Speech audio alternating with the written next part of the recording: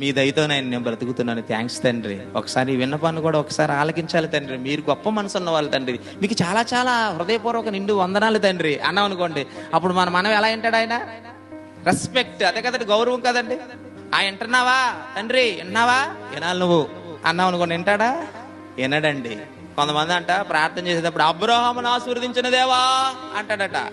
ప్రార్థనలో ఏమని? ఆశీర్వదించిన దేవా, నువ్వు మమ్మల్ని ఆశీర్వదించావా సత్తావా అన్నాడు అనుకోండి, వింటాడా? అలాంటి ప్రార్థన వినడండి. ఎలా ప్రార్థన చేయాలండి?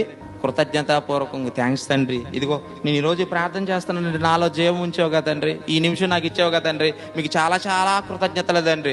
నేను యోగ్యుడైన నాయన ఈ ప్రార్థన చేయడానికి యోగ్యత కలిగిన వాడుగా నన్ను ఎంచుకున్నావు కదా తండ్రి, చాలా చాలా స్తోత్రములు తండ్రి, నాకు చిన్న విన్నపం ఉంది తండ్రి. ఇలా మనం వణుకుతూ చక్కగా ప్రార్థన చేస్తే దేవుడు ఖచ్చితంగా మనవే వింటాడు. మమ్మల్ని పని చేయమన్నాడు కానీ ప్రార్థన చేయమని లేదని అనగండి. పనితో పాటు ఏం చేయాలి? ప్రార్థన చేయాలి. ఏది